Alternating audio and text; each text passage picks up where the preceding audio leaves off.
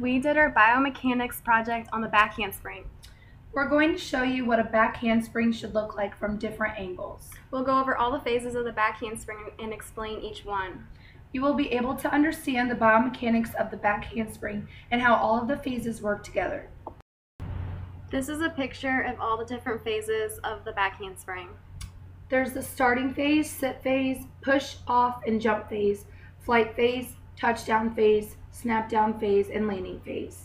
In these next couple of clips, we'll be showing you the back handspring in fast and slow motion.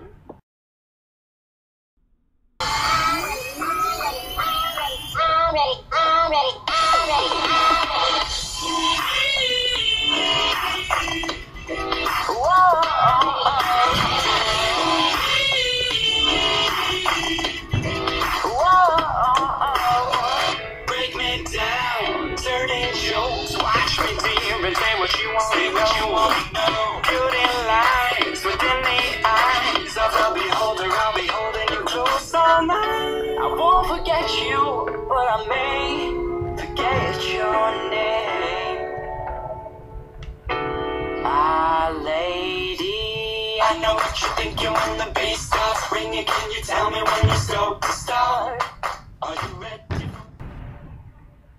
This is what the starting phase looks like. You should have your arms up above your head with your elbows extended. You should make sure that your arms are covering your ears. Also, your knees are extended and your feet are together. There is no movement in this phase. This is just what you should look like before you start your back handspring. This is the set sit phase. Your arms should swing down by your hips and behind you in shoulder and elbow extension. Your knee should go into flexion and you should sit back as though you are about to sit in a chair. Do not sit too low or you won't be able to extend as fast out of the sit phase. You should make sure you're balanced during this phase by squeezing everything and by leaning your chest forward to offset your sit.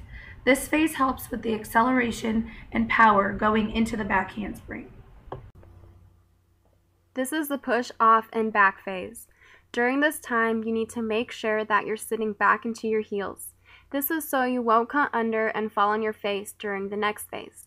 You should really use your quads to not only push upwards towards the ceiling, but also backwards towards the wall.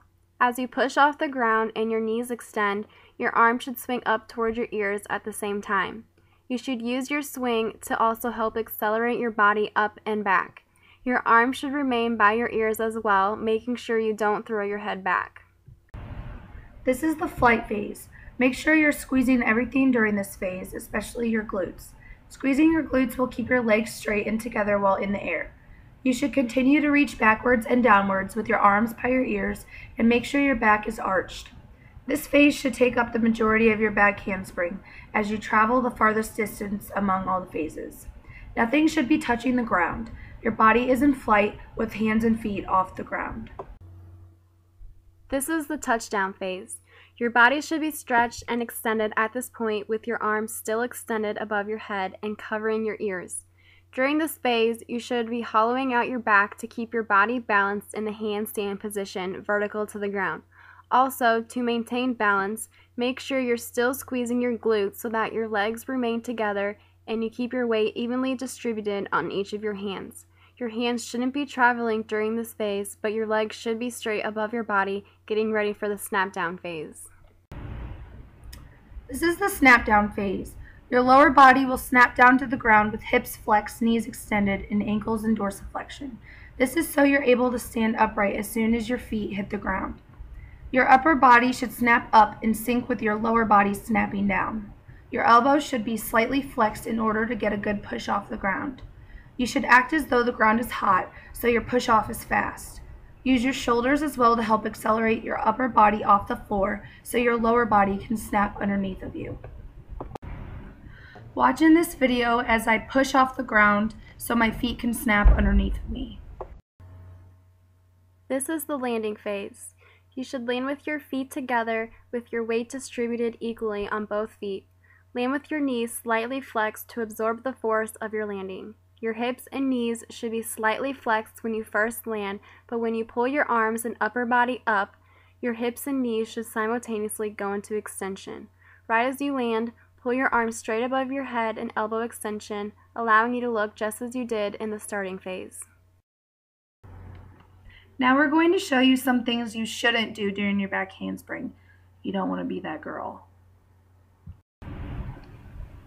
The girl in the next video is a perfect example of a back handspring gone wrong. The first thing she does wrong is that she only pushes upwards and not backwards. This makes the amount of force on her arms greater. She obviously can't hold herself up with that much force coming down on them. Secondly, she throws her head back, which leads to her cutting under.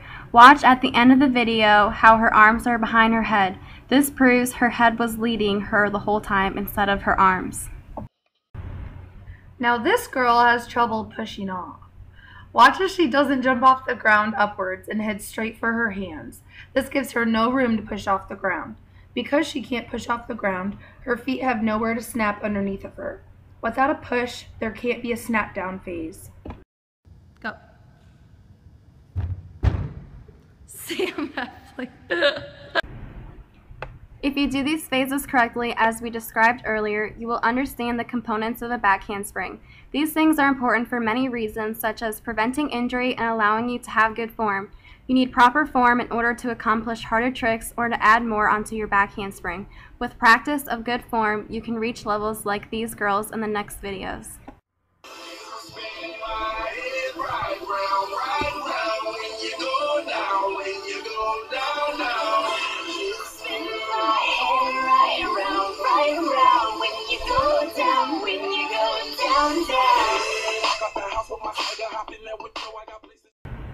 Now it's your turn. I got places to go. People to see time is precious. I look at my Cartier out of control. Just like my mind where I'm going, the women, the shorties don't